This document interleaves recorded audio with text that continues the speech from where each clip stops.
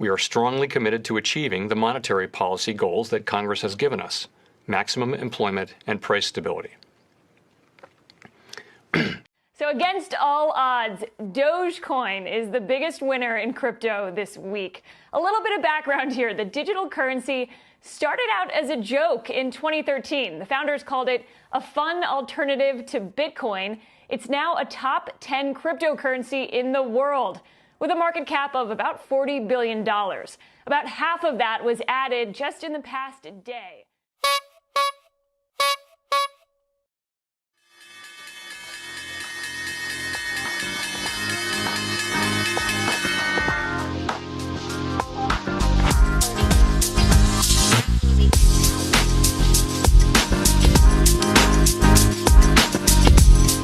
All right, today is Sunday, April 18th, and this is a recap for the stock market activities last week and an outlook for the activities this upcoming week. Folks, we are in the biggest stock market bubble in history, and it gets crazier by the day, to the point where is no denial anymore that this is an extreme, dangerous mania fueled by irresponsible monetary policy from the Federal Reserve. And if this bubble continues to bloat bigger and bigger and bigger, the eventual, inevitable popping of the bubble and the crash that will follow will be of biblical proportions and will perhaps spill over to the broader economy, an economy that is severely wounded and only being propped up by artificial stimulation via pumping more and more liquidity into the system. And all of this mania resulting from the irresponsible monetary policy from the Federal Reserve is creating massive inflation. And now the next stage of this inflationary storm is wage inflation. And I have all the information for you in the headlines of the day segment. Inflation will eventually get out of hand despite the assurances, the verbal assurances, by the way, with no backing whatsoever from the Federal Reserve, that inflation will be transitory. And even if it is not transitory, they got the tools. The problem is that this inflation will get out of hand, forcing the Federal Reserve to taper and tighten monetary policy sooner than expected. And that will mark the end of the bull rally in the stock market that started over a decade ago. Mind you, this is the ideal scenario, that the market bubble will eventually pop and cause a severe crash. But in this ideal scenario, quote unquote, the Federal Reserve is hoping that when the crash happens, we will have an economy healthy enough to be able to absorb the crash in the stock market. But the big question is, what if this bubble and this mania pops earlier than the Federal Reserve anticipates, and we see a tsunami of margin calls causing one of the biggest market crashes in history, in a time when the economy is not able to absorb such a crash? That will be the nightmare scenario, and that will happen due to the mad scientists, the unelected mad scientists at the Federal Reserve, who are in the midst of the quote-unquote greatest experiment in financial markets history. This week, we have received one of the biggest warning signals that the mania is getting out of control, and perhaps the eventual pop of the bubble could happen sooner than the Federal Reserve would like. And that warning signal is the insane rise of Dogecoin this week alone, a cryptocurrency that was created as a joke. It's being pumped and pushed higher by fraudsters the likes of Elon Musk on social media, leading a quote-unquote asset with no fundamentals, with no output whatsoever, to have an epic rise in value. Matter of fact, surpassing over $50 billion in market cap. That is bigger than Ford Motors, that makes over $100 billion in revenue every year. This is the market environment that the Federal Reserve describes as quote-unquote market functioning. And of course, retail traders and investors, the zombies that they are, they will chase any shiny object, any scheme, with the promise of a quick buck and get rich overnight. We will talk about that and a lot more during the various segments of this show. But for now, let's start by covering how the market closed on Friday. And here we go. The Dow Industrial Average closing in the green by 164.68 points. or a gain of 0.48%. The Nasdaq closing in the green by 13.58 points, or a gain of 0.10%. The S&P 500 also closing in the green by 15.05 points, or a gain of 0.36%. What about the sector's performance on Friday? Leading the pack at number 1 and capturing the gold medal, basic materials. Number 2 for the silver medal, defensives, and at number 3 for the bronze, utilities. Meanwhile, the only laggard on Friday was the energy sector, closing decisively in the red. Let's contrast that with the performances for the week. Leading the pack and closing at number 1, yet again capturing the gold medal for the week, materials. And at number 2 for the silver, utilities. And at number 3 for the bronze, healthcare. Now, every single sector of the market managed to close in the green this week. And the reason is, we've been in a low volume environment in the stock market for weeks now. And the reason is, we did have some portfolio rebalancing and institutional accumulation of ETFs. In addition, we have earnings coming up and major decisions are not being made ahead of earnings. By major decisions, we mean selling. Nobody's incentivized to sell and book profits prior to earnings because this earnings season is being hyped up as one of the best earnings seasons in corporate history. And indeed, we saw impressive earnings from banks at least this week. And the expectations are that we will see more impressive earnings from the different companies across the market. The big question remains,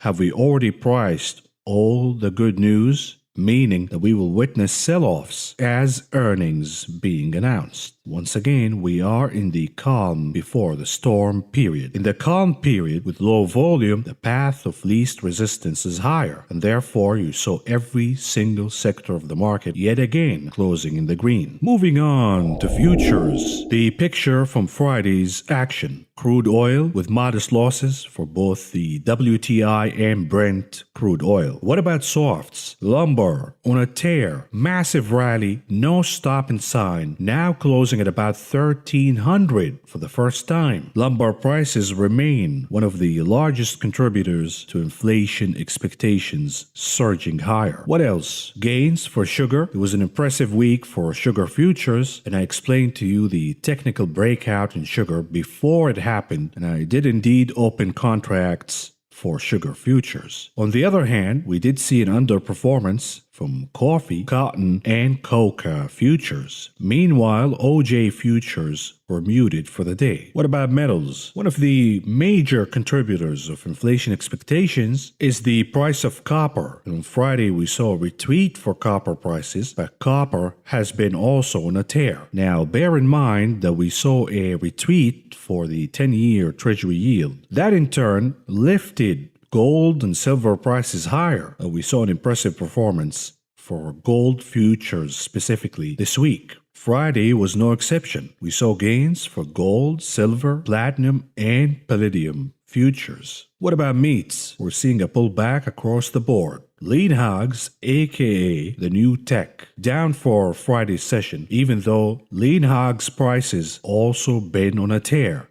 Massive run higher since the beginning of the year. Likewise, losses for live and feeder cattle futures. What about grains? The gains in grains led by soybean oil and soybeans futures. The losses, on the other hand, led by rough rice futures. Meanwhile, we have canola, oats, wheat, corn, and soybean meal futures stable on Friday.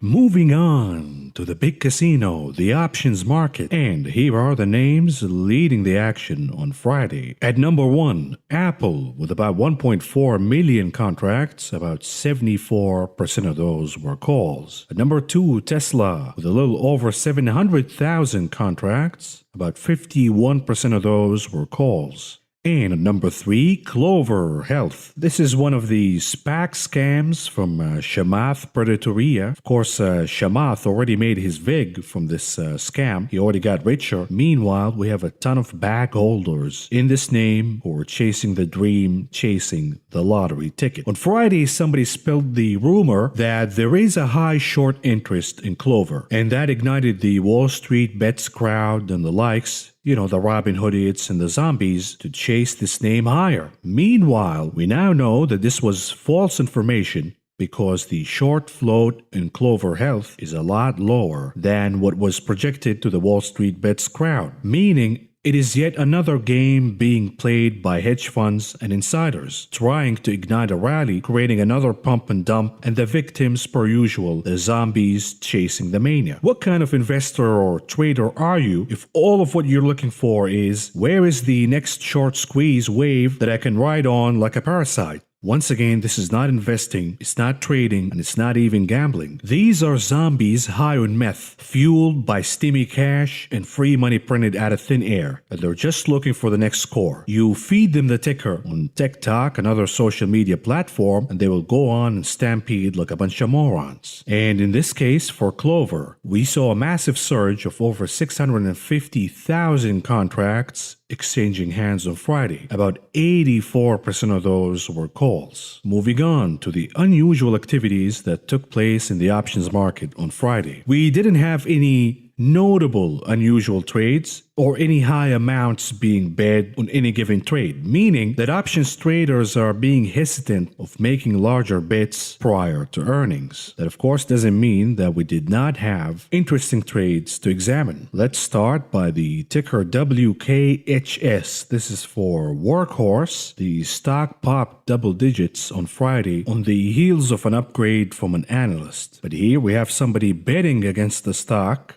and calling for a reversal of that pop by buying the 12 puts expiration date April 30th, with expectations that the name will drop over 9% by then. They paid about 64 cents a piece to enter this trade. All in all, bringing the total to about $600,000. And what about the ticker LKQ? This is for LKQ Corporation, an auto parts manufacturer. And auto parts stocks are what I call bullet stocks that should be in every portfolio because we have a chip shortage, we have an EV war in the auto industry, meaning that prices of auto parts will increase rapidly. For these auto parts manufacturers, it is extremely easy to pass the extra input cost to auto manufacturers like General Motors and Ford, etc. I gave you the name Magna International, the ticker MGA, a few days ago. This name is also an auto parts provider for automakers, and the name has been rallying significantly the last few weeks. Here we have another name in LKQ that provides alternative automotive parts to manufacturers and suppliers. Now, if we have a shortage in supplies, then automakers will have to resort to alternative suppliers. And this is the bullish case for LKQ. And in this case, somebody's making a bullish bet for more gains to come by buying the 50 calls expiration date June 18th, with expectations that the name will climb over 12% by then. They paid about 70 cents a piece to enter this trade, bringing the total all the way to about $630,000. What about the trade for the TLT? They're betting on a reversal here, meaning lower bond prices and higher yields, by buying the 132 puts expiration date April 30th, with expectations that the TLT will drop over 5% by then. They paid about 10 cents a piece to enter this trade, all in all bringing the total to about $87,000. And here is another trade that goes hand in hand with the trade for the TLT, for the ticker triple Qs, the Nasdaq. If yields rally again, then perhaps the Nasdaq will hit the brakes, and therefore they're buying the 314 puts expiration date May 7th, with expectations that the Qs will drop over 8% by then. They paid about 87 cents a piece to enter this trade, which brought the total all the way to about $600,000. And lastly, what about the trade for the ticker mRNA for Moderna? The name has been on a tear lately on the heels of pausing the Johnson & Johnson vaccine, which will pave the way for more orders for Moderna vaccine vaccines if the Johnson & Johnson pause prolongs. But somebody's betting that the gains for Moderna came too high and too fast. Perhaps we will see a resumption of administering the Johnson & Johnson vaccine. And therefore, they're buying the 155 puts expiration date April 23rd with expectations that the name will drop over 9% by then. They paid about $1.50 a piece to enter this trade. All in all, bringing the total to about $900,000.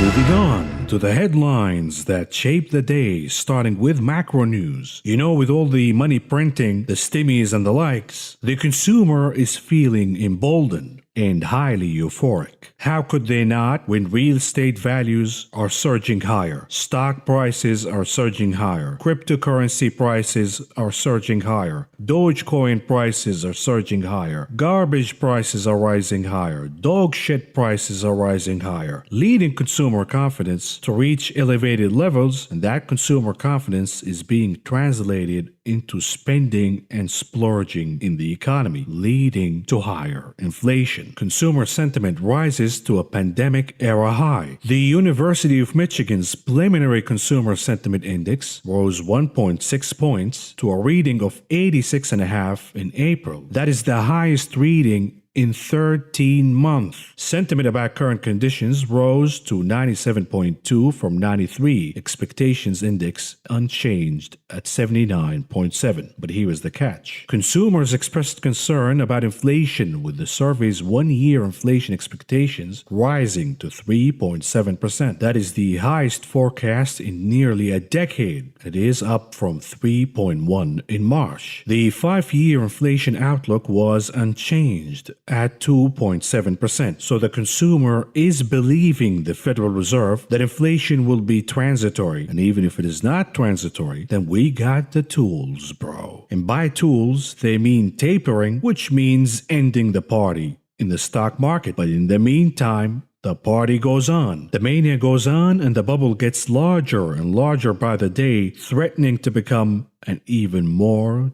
dangerous pop. And here we have the Federal Reserve throwing more gas on the fire by buying bonds on steroids. Of course, they're saying that we're not doing Operation Twist. We are not manipulating the yield curve, but the facts say otherwise. The Fed's balance sheet grew by $84 billion in the past week alone, the most in a month, to a new high of $7.79 trillion.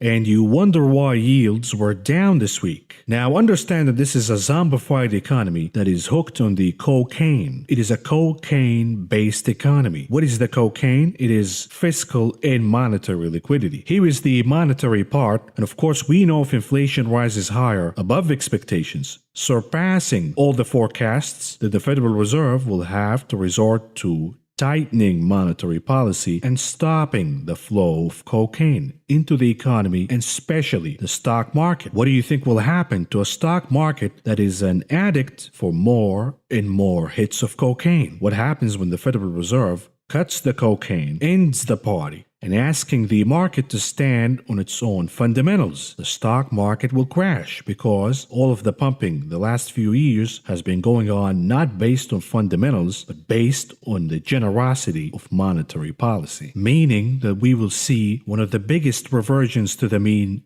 in the history of the market. And for all of you who are saying that this means yields will continue to decline because the Federal Reserve is buying more and more bonds, what you're leaving out is that the government is issuing more and more bonds on steroids. They need the Federal Reserve to continue to print and buy those bonds to keep this economy afloat. Once again, it is a zombified economy, recovering, quote unquote, recovering, not based on fundamentals. For example, organic jobs creation, corporate revenues and profits being translated into capital expenditures. That is not the case. The economy is quote-unquote recovering because we are flooding the system with a tsunami of liquidity, free cash printed out of thin air. Now, what are the consequences of doing this practice? Number one, exploding the national debt. But hey, who cares about the national debt anymore? So what is the other consequence? The other consequence is creating inflation, and inflation will get out of hand, perhaps causing a market crash that could spill over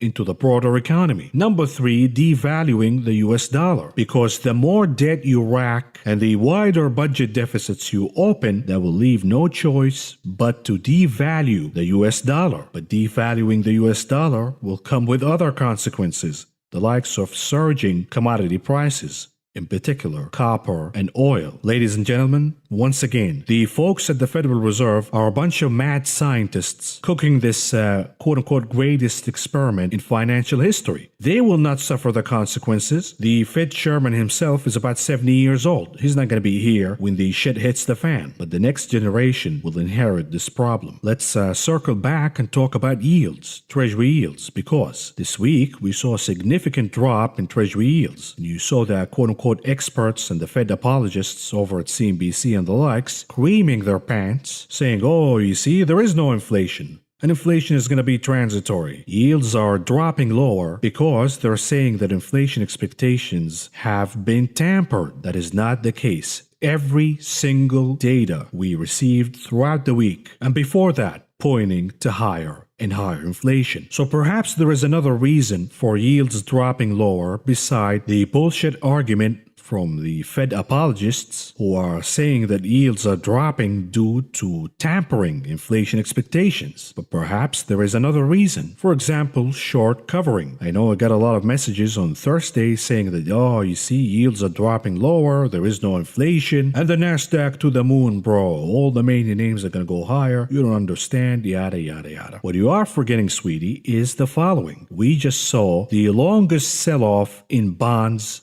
since 1962, signaling a regime change in the bonds market. This is, by the way, according to the bond king himself, Jeffrey Gundlach, that the 40-plus years downward trajectory of yields is reversing, and yields more than doubled since the beginning of the year. But for these morons, they get one day where yields dropped 6%, and by the way, quickly reversed and gained 3% the following day. They've already creamed their pants and came up to the conclusion the yields have topped and the Nasdaq will start surging to the moon, bro, and technology and the major names now have the skies open. And of course, these kind of traders are sitting all day with a big jar of Vaseline, looking at the charting program tick by tick and jerking off. Please have at least a 3-month horizon in your calls and predictions. Otherwise, the market will eat you alive, because inflation is not going anywhere. Matter of fact, it's going to get hotter and hotter and hotter by the day. You know, you have all of these brilliant economists and investors who in the past predicted accurately many bubbles and made bets against them, resulting in profits in the millions and sometimes billions of dollars. In this case, here it is regarding the housing market. Real estate investor who shorted subprime mortgages says this housing boom is in a bubble too. But hey, what does he know, this amateur, right? We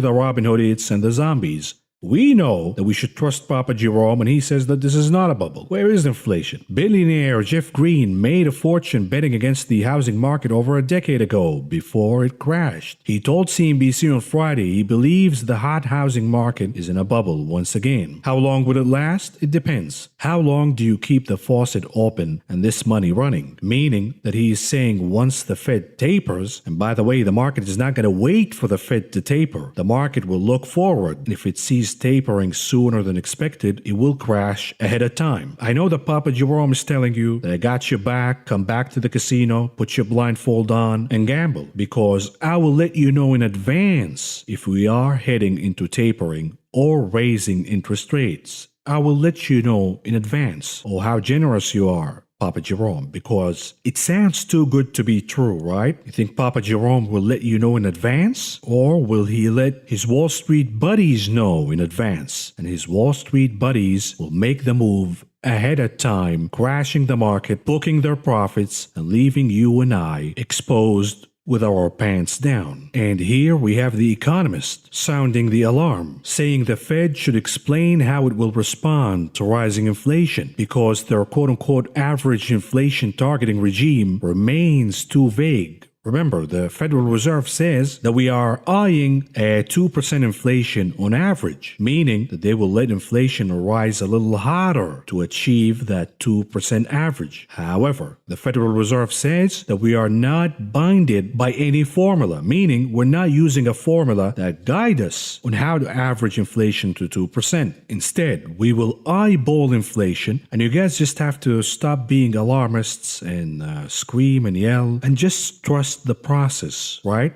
Trust the process. Just like with Shamath Spakaria, trust the process, bro, until you lose everything. Meanwhile, he gets away with millions and millions of dollars. And by the way, a lot of you have accused me of being too much of an alarmist when it comes to inflation. Asking me, hey, where is inflation? Is it here? Is it there? Where is inflation? There is no inflation. Perhaps I am seeing inflation more than you do because I live in Southern California, specifically in San Diego. And San Diego is experiencing the highest inflation in the nation. Just a little teaser of what's about to come to your neck of the woods. San Diego's inflation rate outpaces much of the nation from March 2020 to March 2021. Prices increased 4.1% in San Diego metropolitan area, said the U.S. Bureau of Labor Statistics, CPLI. This outpaces the nationwide average of 2.6% in most metro areas studied by the Bureau. The Bureau released data from 12 metro areas Tuesday. The only metro area to have faster increase at 4.9% was Tampa. So Tampa first, then San Diego, then Riverside with 3.6%, then we have Dallas at 3.4%. Here is the price inflation for various necessities for households in San Diego. Food costs. The prices for food were up 4.8%. That includes meat, poultry, fish, eggs, bakery products, and alcoholic beverages. What about housing? Housing prices up 1.8%. What about apparel? Apparel costs up 3.6%. Gasoline prices up 14.2%. Once again, up 14.2% year over year. What about energy prices? What about other energy prices? For example, your electricity and gas bill. Well, that is up 11.8% year over year. Then we have medical care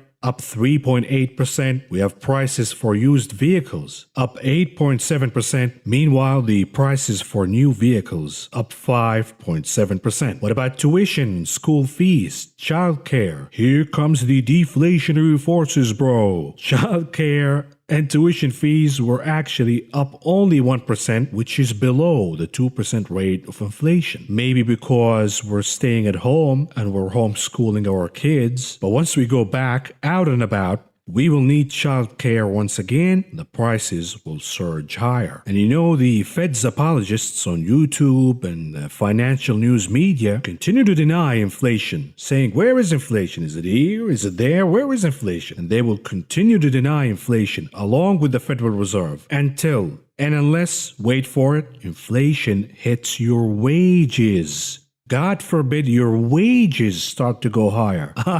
Now we're going to end the party. No more. Inflation is getting out of control. Look at all these wages going higher. Well, you know what? We are already there. Labor, not lumber, will drive inflation. As supply catches up to the demand, higher prices for commodities will probably subside. You know, because we can just chop the forest and make more lumber. Or we can use a magic wand to create more copper. Perhaps we can create digital copper and sell that as an NFT. Perhaps that will subside commodity inflation. But anyways, they're arguing that wage inflation is the one we have to watch out for because there is a shortage of labor. I know you might be scratching your head right now saying, wait a minute, why do we have a shortage of labor when the unemployment rate remains historically elevated? Perhaps this is the reason all the stimmies and printing money out of thin air and dropping it all over the place from the helicopter created lack of incentives for people to work. Why do I need to find a job when I am cashing government checks and gambling on Robinhood and doing OnlyFans, and I'm making more money than what I would make working a job? And that is leading employers to offer more and more incentives, aka higher wages, aka wage inflation. Show me the money, baby. If you can swing a hammer, you can go make $25 an hour.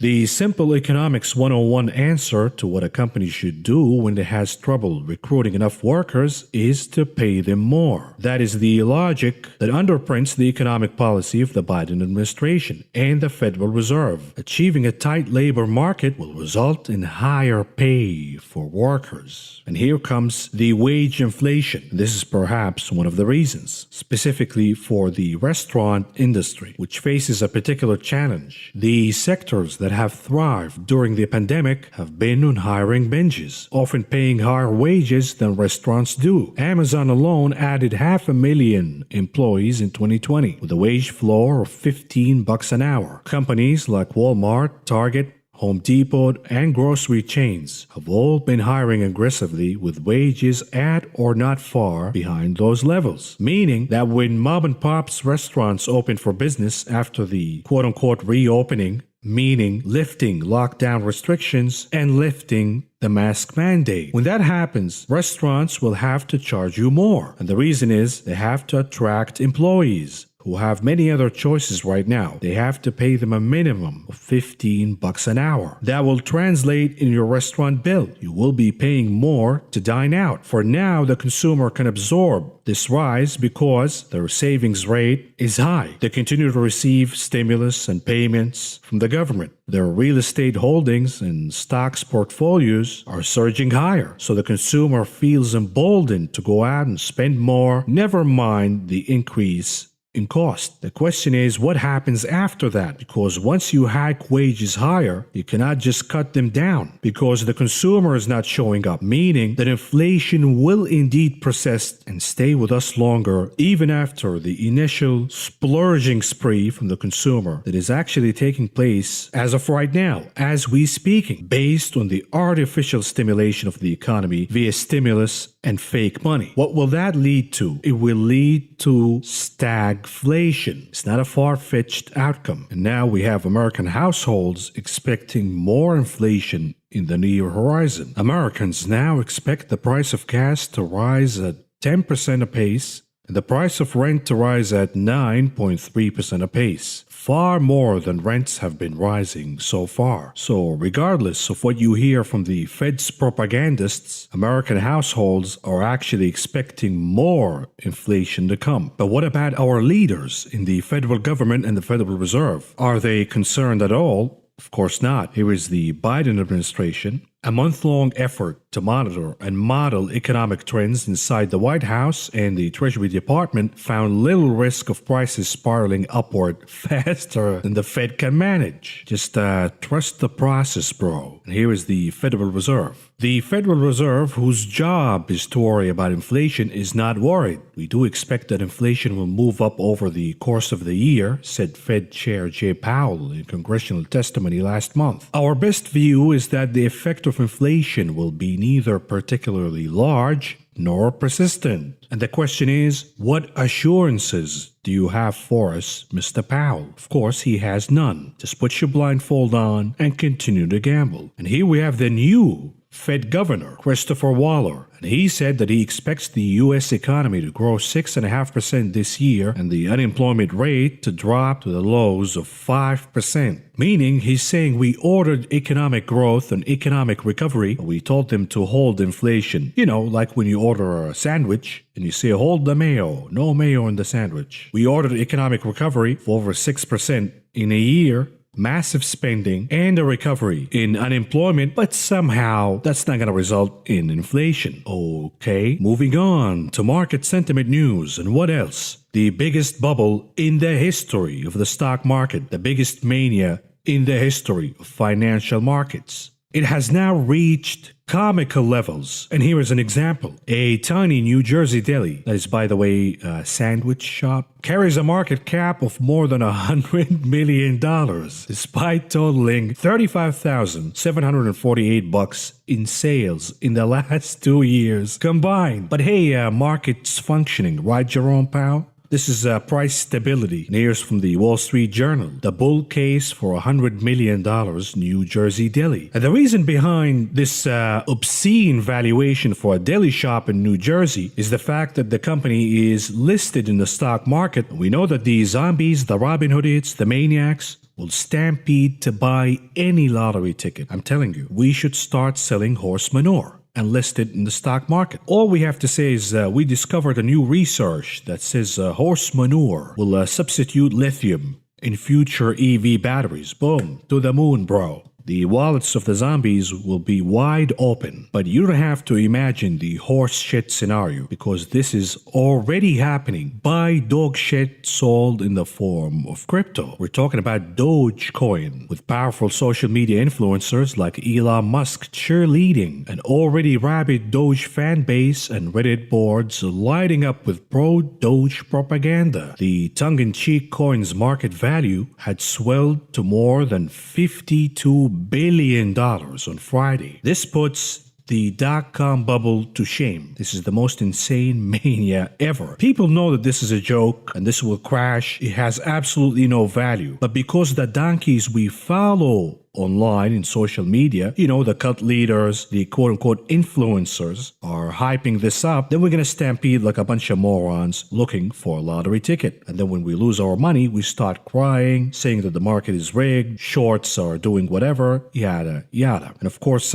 cult leaders who've been pushing this scam, the likes of the fraudster of the century, Reverend Elon Musk, have no shame. If he was a man of his own word, he would accept Dogecoin as a form of payment for his Tesla cars. Of course he wouldn't do that. His job is just to pump, and when the dump happens and people start losing their money, all of a sudden Reverend Elon would say, "Oh, I was just memeing and joking. I wasn't giving financial advice." And the mania reached extreme levels on Friday, pushing Dogecoin to the moon, and at the same time crashing Robinhood. And the maniacs are urging each other to diamond hands this one too, and not to sell until all of them are millionaires, which will not happen because the backstabbing has already started. What do I mean by that? The early entrants in this scam, in this pyramid scheme, have made an insane amount of money out of dog shit, out of nothing, and they will pull the trigger, take their profits, crashing the scam on the little heads of the morons who joined late. And this is exactly what a pyramid scheme looks like. And here we have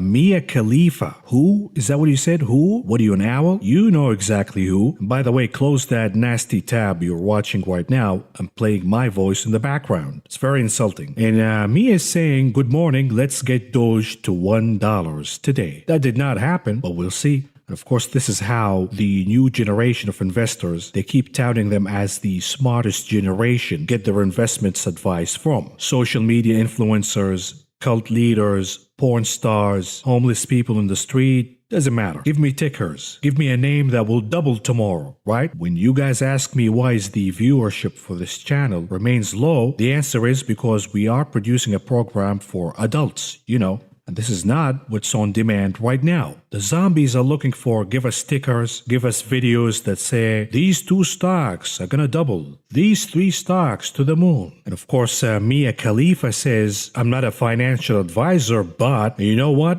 I trust Mia Khalifa even if she's not a financial advisor." You know why? Because she knows all about doggy positioning. But it's not just porn stars and celebrities pumping Dogecoin. We also have a former sane human being, current whack job, Mark Cuban, who went all in on Bitcoin, and now he is pumping Dogecoin, saying that valuations don't matter, fundamentals don't matter, whether it is scam or not doesn't matter, it's all about supply and demand. What the irrational price of Dogecoin says about crypto investors. It says that they're not actually investors or traders or even gamblers. They're zombies high on meth looking for the next score. We even have people tattooing the laser beam meme on their eyes. For now, they look like laser beams, but after Bitcoin crashes, they will look like blood of tears. But rest assured, you're not alone. If you are a retail trader maniac chasing the tulip mania of the 21st century, you're not alone. Even the quote-unquote institutionals are with you, specifically Tesla witch, professional gambler, Cathie Wood, because she's down about 20% now on her purchases of Coinbase, but she's not giving up. She added another $64 million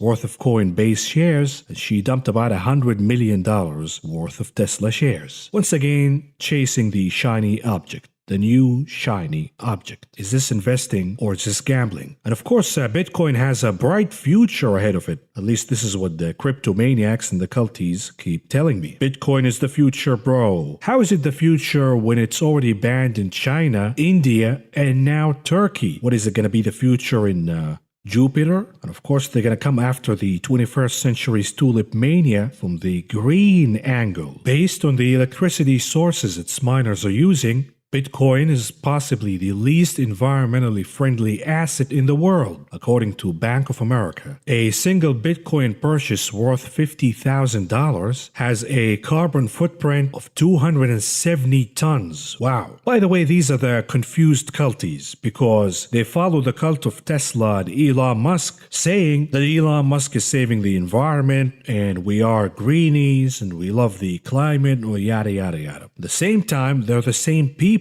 in the Bitcoin cult, the least environmentally friendly asset in the world. What does that tell you? It tells you that the culties have no principles at all. They are a bunch of confused zombies looking for an identity, and they found it in following Reverend Elon Musk. And this insane mania, this historic bubble going on in the market right now, extreme irrationality. It's due to the insane monetary policy of flooding the system with unneeded cash, to the point where trading and investing in stocks has now become the new form of entertainment. People are gambling, win or lose, regardless, because investing and trading has become a ha, funny meme, funny joke form of entertainment. Congratulations, Mr. Powell. I hope your quote-unquote market is still functioning. And what about the NFT mania? Anybody, if you remember Paris Hilton? If you don't, here is a refresher. Hey everyone! Sorry if I'm a little spent. I did a whole lot of partying last night with a lot of different guys. And Paris Hilton is now exploiting and milking the NFT mania, saying that she is obsessed and it is empowering to female and women artists. And it's the future, yada, yada, yada. So how do you get into NFTs? Here is Paris Hilton's answer. Well, I've always aimed to be an innovator, so last year I was approached to do an NFT for a good cause. So I immediately said yes. Cryptograph said it was doing a charity initiative that I could basically draw whatever I wanted on an iPad. And I chose to draw okay. I think I'm losing some brain cells reading this garbage, so let's move on. We also have Edward Snowden, former NSA employee and whistleblower, also exploiting the NFT craze, the NFT mania. Ladies and gentlemen, the biggest and most insane bubble in stock market history. As if we did not have any recent examples of pumps and dumps, booms and busts. I'm not asking to go all the way back to 2008 or even the dot-com bubble. Just last year, a name like Nikola, we saw the pump and dump. In this name, investors chasing the mania, and a lot of them ended up holding the bag. What about SPACs? The recent boom and bust of SPACs, and this took place this year, a few weeks ago. We don't have to look back years and years in the past to know that what we're doing right now in Dogecoin and all of this garbage will end up the same way that Nikola ended. You don't have to go all the way to the dot-com bubble to know that. Just as Chamath Peloton Tortilla was the face of the SPAC frenzy that gripped financial markets at the start of the year, he is today the face of the bust. The bust that happened in SPACs will follow through to the entire stock market, because here it is, the most irrational, insane mania in stock market history. When we break down the S&P 500's book value, you know, this massive run higher, the bullish run that is so healthy, quote unquote. This is what I hear from the geniuses on CNBC. Healthy bull rally. Really? Because the intangible book value per share is now double the amount of tangible book value per share. So the rise of the S&P 500 is happening on the back of intangible value.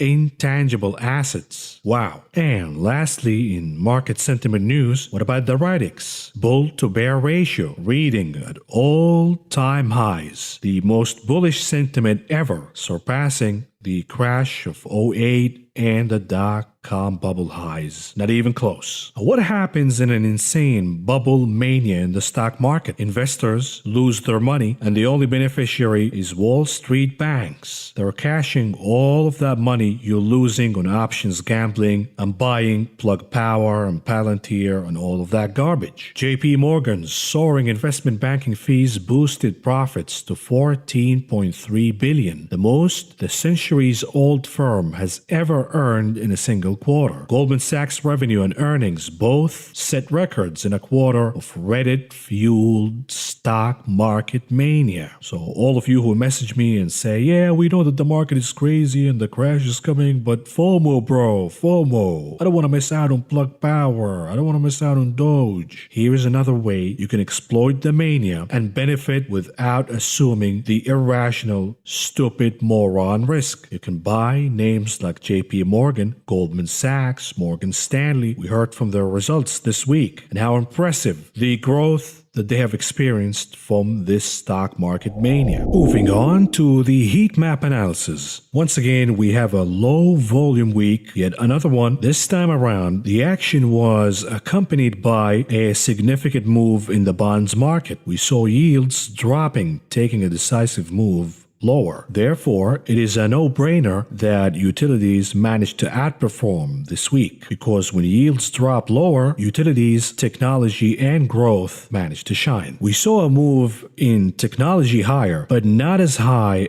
as I would have anticipated, knowing ahead of time that yields will drop 6% in a single day. Yes, you saw gains in mania names like Tesla, but you also saw losses in names like Palantir, Neo, Solar names. These are the names that are supposed to outperform when we see yields dropping lower. Therefore, the action is telling us that the move lower in yields was not due to a projection that the trajectory of yields are expected to be lower, but perhaps due to technical and short covering reasons. Because if the trajectory of yields were to be lower, then one would expect that technology will outperform significantly. Meanwhile, severe losses in banks and the inflationary trade of industrials, materials, defensives, this is not what we saw from the action this week. Matter of fact, the inflationary trade also managed to outperform. For example, take a look at the performance of Freeport-McMoRan, representing copper. A massive week for FCX, and when it comes to banks, some of the names were affected due to earnings. JP Morgan, Bank of America, Goldman Sachs, but we also saw significant outperformance from Wells Fargo. Wells Fargo is still lagging JP Morgan, Bank of America. So in the pristine results we received from banks this quarter, Wells Fargo has more room to go versus JP Morgan and Bank of America, assuming that the outperformance will continue. But the question once again is, if yields dropped lower this week based on tampered inflation expectations, then why didn't the inflationary trade crash this week? Why didn't we see Freeport-McMoRan down 10%? Why didn't we see industrials and financials also down 5, 6, 7% apiece? The action tells me that the inflation story is not over yet, and the bonds market will reflect that in higher yields, which is the long-term trajectory. What about the different themes of the market? The reopening trade, mixed performance with no definitive conclusion from these performances. What about the inflationary trade? Overall, outperforming, the majority of names closing in the green, but did we see definitive inflationary theme this week? The performance was mixed, and we did not see massive gains across the board for the inflationary names. What about the disinflationary names? Once again, a mixed picture. But when it comes to the mania names, the high valuation names, the performances were definitive, meaning we saw massive gains in these names. Nvidia over 10%, Okta with gains over 10%, Tesla almost 10%, DocuSign almost 9%, DoorDash over 6%. These are definitive performances, meaning that there was a theme of the de-inflationary trade specifically rewarding the high multiple names due to the decline of treasury yields. The sustainability of these gains will depend on the trajectory of yields. If you believe that yields will rise higher again, then these gains are not sustainable. If you do believe, for whatever reason, that yields have lower readings to go, then these names will continue to outperform. Moving on to the technical analysis, starting with a 30 minutes chart of the SPY, the S&P 500. Can we extract any valuable information from this particular chart? Not really. We are in a breakout, opening gaps overnight on very low volume. Check out the volume histogram. The volume for this run higher was a lot lower than average. We usually see in these pumps higher overnight on lower volume. These types of rallies last for 1, 2, even 3 weeks, but then they are corrected with a massive flush down with higher volume. So we are anticipating a pullback here for the S&P 500 and the market in general. That could happen either due to the rise of treasury yields or corporate earnings. Perhaps the valuations and stock prices are overpricing corporate earnings. And if we do see a pullback, how far down can we go? The answer is it could happen all the way to the level of 400, and that will be a steep pullback, and the recovery from the pullback will depend on retail traders picking up the move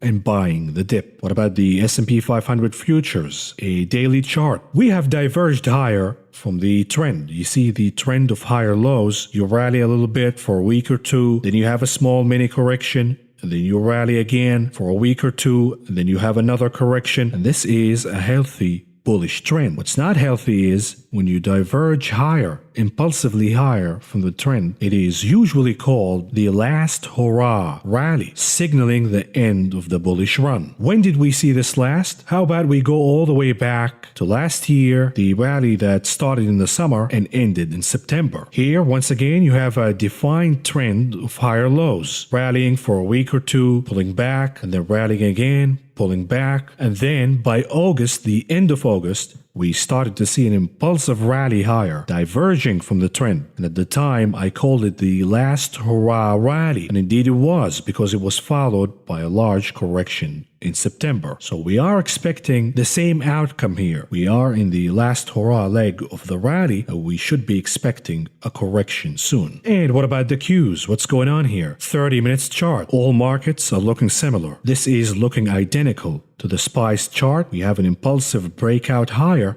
opening gaps on the way. And the reversal will happen in two ways, in my opinion. A massive gap lower overnight, from which the market fails to recover, or the preferred scenario of a gap and crap move, gapping higher in the morning only to close in the red, losing all of the gains by the closing bell. Moving on to the daily chart of the Qs futures. The Nasdaq futures. This is a daily perspective. Once again, we are in a breakout. We do have a slight negative divergence in the RSI. It is not significant yet, but if we do pull back, we have 13,900. That will be the first support, and then we can go all the way down to 13,599. Which will coincide with the purple trend line. Doesn't need to happen right away. We could have a few days of breaking higher in the Nasdaq. When you compare the Nasdaq with the S&P 500, the S&P 500 looks more exhausted than the Nasdaq. What about the IWM? 30 minutes perspective. Once again, this is one of the most important charts to watch in the market. We had the bull flag formation. We had a failed breakout. I'm highlighting those in yellow. We had another failed breakout. We are now consolidating below that candle, forming a bear flag. We saw the bull flag formation attempting to play out not once, but twice, and failing in both times, forming a bear flag formation. So from this micro perspective of 30 minutes, the chart is struggling, and it is prime for a pullback. What about the daily picture of the RUT, the Russell 2000? And this is the chart to watch for small caps because we don't have a conclusive closing this week. I gave you the number of 2,264. I told you that the RUT has to close above this number to remove any bearish formation from the chart. We closed at 2,262, so we are not making a big deal out of this one. We have to watch for the negative divergence in the RSI. We have to watch for the crossing in the MACD indicator, which way it will be, green or red, because this chart kept us on suspense for 2 weeks now, not making a definitive move one way or the other. For now, the bears have the advantage, but it is getting very, very close between the bears and the bulls for the Russell 2000. The Russell depends on the reopening names. If they outperform, then the Russell will outperform. It also depends on GameStop. GameStop happens to have a huge weighting in the Russell 2000. And if we see massive moves up or down in GameStop, then that will indeed have an impact on the Russell 2000. What about the dollar, the Dixie? What's going on here? The Dixie getting very close here. Either it's going to bounce higher now or never, because we cannot break the series of higher lows and higher highs. And if the Dixie starts trading lower, then the inevitable destination will be 91. Therefore, breaking the bullish trend the dollar started since the beginning of this year. So this will be an important week for the US dollar. What about gold? This week will be also important for gold as well, because gold finally closed over the very important level of 1,750. For now, the tailwinds are intact for gold, assuming that the US dollar and treasury yields will continue to decline. A massive rebound in either the US dollar or treasury yields will put a stop to the bounce in gold. And what about Bitcoin? Tulip mania, what's going on here? The chart from a technical perspective remains intact. The trend remains bullish. Last time we took a look at this chart, I told you it looks like one of the most bullish charts in the market right now. However, the technical analysis is one thing. The fundamental analysis and the psychology also plays a role. And therefore, if you're just depending on technical analysis in your trading while ignoring the news and psychology, could result in big mistakes. Bitcoin has a competitor now in Dogecoin. Even if Bitcoin rallies all the way to $100,000, that's a gain of a little over 50%. Meanwhile, Dogecoin is doubling every day. Some of the money in Bitcoin will be taken out to buy positions in Doge. And therefore, you saw that massive breakdown candle in Bitcoin. It didn't manage to break the bullish trend yet, but it is a warning signal that this rally in Bitcoin is extremely fragile. What about yields? The other very important chart to watch, because here we have a break in the bullish trend, the series of higher highs and higher lows. We made a lower high and a lower low in a very sharp move in the form of an ABC pattern, which is usually a short-term bottoming formation, and you are starting to see a bull flag formation in yields, suggesting that the bounce might not be over yet. But once again, the bullish trend has been broken. So even if the bull flag plays out and we see yields trending higher again, the ultimate test will be the resistance of about 1.620 basis points. Closing above that will confirm that this was a short-term pullback in yields, and now the bullish course has been restored.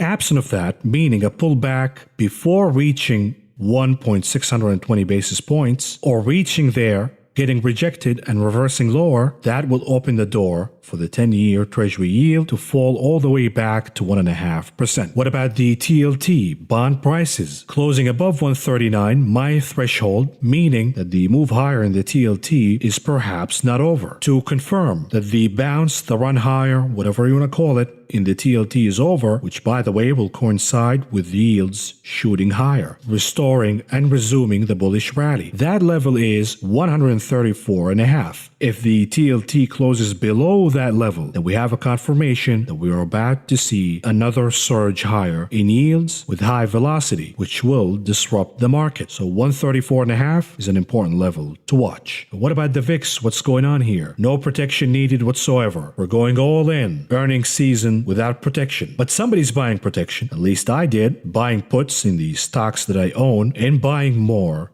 VIX futures, because right now buying puts is extremely cheap. The VIX is down significantly and the premiums are down. So this is an excellent time to buy insurance on the names that you own in your portfolio, just in case if earnings season disappoints. And of course, I am expecting an impulsive move higher in the VIX to close the gap at around 19.5. Moving on to Apple. Apple has been leading the Nasdaq higher, almost single-handedly. We saw a massive, very impressive couple of weeks in Apple. The problem is, looking at the chart, you are starting to see consolidation, meaning that the bulk of the gains, the majority of the action from this leg higher have been already realized. And now the chart is plateauing and it is becoming susceptible to be pulled back by the center of gravity, which happens to be the level of 131. What about Tesla, the souffle? What's going on here? Nothing is going on. Impressive week for Tesla, closing above 720, and that keeps the bullish run on the table. Now we have the resistance that happens to be in the gap of 781.30. We are pretty much at the support of 720. That has been already tested and proven as good support at least for one day. And the bullish run higher in Tesla, the rebound, whatever you want to call it, is still intact until and unless we close below 679 from a daily perspective. So for now, for the short-term perspective, the bulls have the advantage in Tesla's chart. But I do expect the name to pull back a little bit and remain stable all the way till earnings. We have earnings coming up soon for Tesla, not this week, but the week after. So we're not going to see major moves one way or the other, because if we do, it will be due to insider information being leaked from these earnings, good or bad. Moving on to the conclusion of this video, we don't have significant events this week in the economic calendar. On Friday, we have the manufacturing ISM and some housing data on Thursday, in addition to the weekly jobless claims, but that's about it for this week. The focus will be on earnings. So what earnings